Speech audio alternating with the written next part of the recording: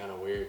I've never done anything like this. Where do I even start? So guys, by the title of this video, you guys already know what this is gonna be. It's gonna be the explanation of why I quit playing Division I golf. I'll just say it's a really long story, so I'm gonna try and keep it somewhat brief, but I want you guys to kind of understand my whole backstory, kind of preface how I got to where I'm at right now, and just kind of go from there. First of all, I'd like to thank every single one of y'all that is subscribed to the channel. It means the world to me. It's actually unreal. I was just talking about it today.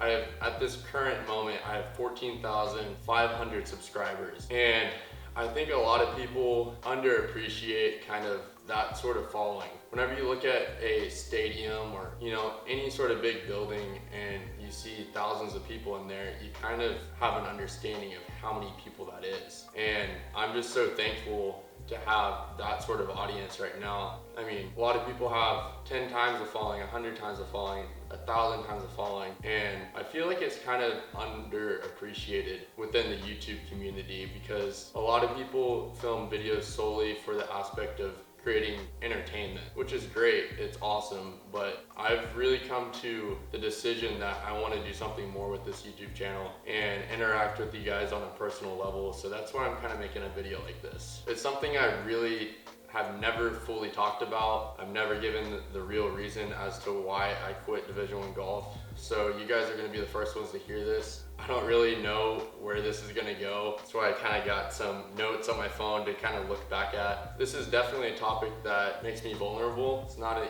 easy thing to talk about, but I've decided that I have a fan base of 14,000 people. I'm so thankful for y'all. If I could just impact one of y'all on a different level, then that would mean the world to me. That's ultimately what I want to do with this channel.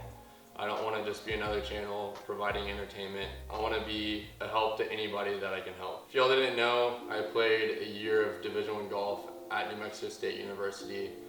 I actually just filmed a couple videos with my old teammates out there, so if you guys want to go check those out, they're really good. We got some good matches in. The best place to start is right when I started playing golf. I think I was about 12 or 13 years old, 7th grade, whatever that is. My grandparents bought me a set of US kids clubs. We have a spot out in New Mexico. Spent a summer out there, and all there was to do was golf. Golf, golf, golf, golf, golf. And I remember the very first round that I played with them, I made a birdie. I chipped in.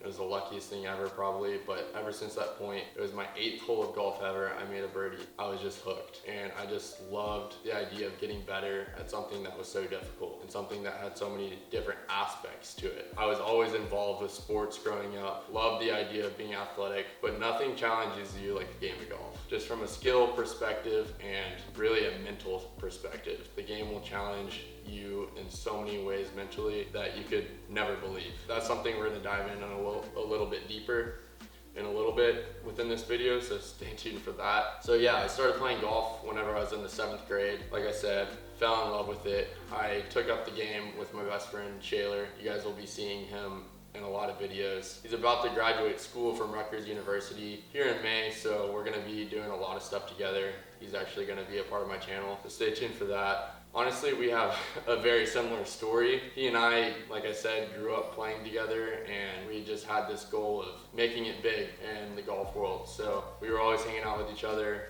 and played every day, practiced every day, did whatever we could to get better. We competed against each other, so it was a great environment. But yeah, just growing up playing golf, it was the greatest thing ever. I had quite a few problems, I guess you could say, just with family life in the past before that. So golf was kind of just a great escape from the reality of the world. And I wish that's the way that it stayed, because as I started getting better and better and better, golf became more of who I was than what I love to do. And that was kind of a problem for me. But it was something I didn't realize until I got to college. But going up through high school and everything like that, my freshman year of high school, I was always kind of the chump on the team. I was 5'2", 105 pounds. I had a big dream, but nobody believed in me. Some people were even vocal about it, how I wasn't gonna make it anywhere. That kind kind of got to me, but it pushed me in a good way. That's kind of where I got my work ethic from. I just knew for some reason if I worked hard enough, if I worked smart enough, I'd make it to the next level. So that was my main goal.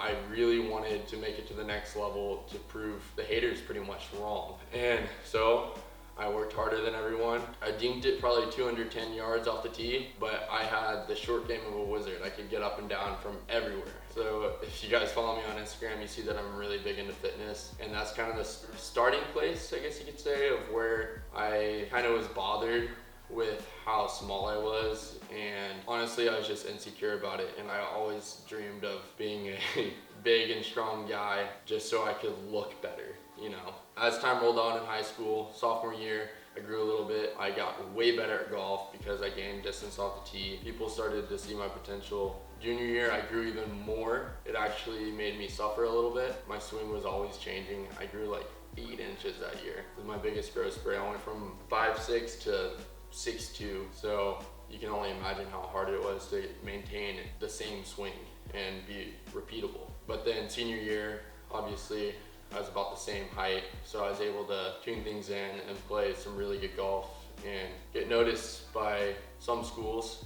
I will say I didn't have any offers. I honestly wouldn't have been able to play college golf if it weren't for my high school golf coach, Marshall Edwards. He's one of the greatest coaches I've ever met, great mentor, and I owe a lot of credit to him for being able to get into the position that I am right now. So coach, if you're seeing this, thank you for everything. But yeah, Marshall Edwards, he helped me get a scholarship to New Mexico State to play Division I golf. It was a dream come true. I was able to prove the haters wrong. It was something that I thought meant the world, and I thought, you know, now I can be satisfied. That's just not the reality of things. I got to New Mexico State and I was playing golf really for the wrong reasons. Like I kind of prefaced at the beginning of this video, I was always so concerned about what people thought about me, what I shot, what I did on the golf course, this and that, how good my swing was. It was just an ongoing battle in my head of things that really didn't matter. Like I said at the beginning of the video, golf is a sport that takes a lot of mental fortitude. It's a game within the mind. You're out there for 4 hours, 5 hours, playing 18 holes, maybe even the whole day, whenever you have to have 36 hole rounds, and all it is you and you trying to produce the best score that you can possibly shoot. That really took a toll on me because I got to the point to where I thought I was defined by the score I shot. And whenever I was in college, I knew that was a problem of mine, and I knew it was a problem of mine in high school, but for some reason there was nothing I could do about it to get those thoughts out of my head. So whenever I began to realize those things, I tried working on it. I tried talking to people, and trust me guys, if you have any sort of mental struggle, probably the best thing you could do is talk about it, because whenever you just dive into your thoughts and just keep your thoughts to yourself, especially if it's on something that is really hurting you mentally, you'll just fall into a deep spiral and it could lead to a lot of other problems. So if you do have any mental struggles about things that don't even seem like are a big deal, the best thing I advise you to do is just talk about it, and talk about it with people that you're close with, people that you can trust. And thankfully that's some stuff I did, and believe it or not, a lot of people will be able to relate with you because we're all human, and even though we have a lot of different opinions and beliefs, we also do all think very similarly, and we all go through a lot of similar struggles and pains. It's very important to talk about your struggles, and one of mine was just insecurity, I guess you could say, about the way I played golf. It's kind of weird to say that's a thing, but I know so many people can relate to it. Whenever I was battling those insecurities and those thoughts about myself and how golf defined me as a person, yeah, I got to the point to where I knew it was a big problem, and my mental state was not in a good position. I fell into depression. I began to feel super lonely. I remember driving around campus most nights just thinking, what am I doing here? I am not happy. What am I doing? And a lot of it was because of the way I idolized the game of golf. And if I didn't play the way I wanted to,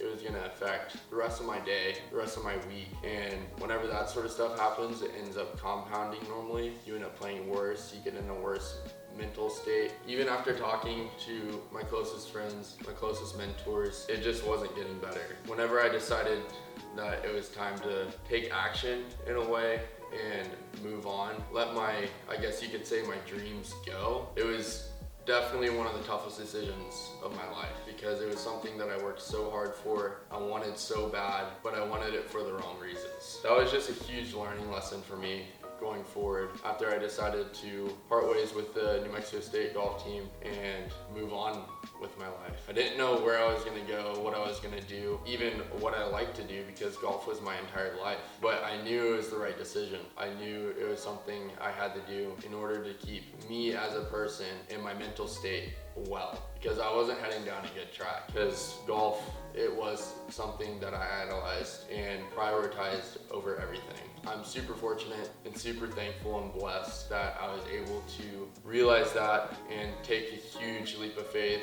and give up a 4-year scholarship to go to school and kind of go out on a road that was, a lot of people would say, even more lonely and really risky, I guess you could say, and super scary. But I knew that if that road led me to live under a bridge and my mental state was in a good spot, I'd be happy. That's kind of what my mission, I guess you could say, is with this YouTube channel, is whatever you guys are going through, you need to get really real with yourself. You need to sit down and really think to yourself, what is it that I want for my life? How can I find joy in this lifetime? And how can I become impactful? And for me, I knew it would be impossible for me to play Division I golf and compete at that level at that time period, because it was absolutely draining me. Ultimately, I felt kind of dead inside.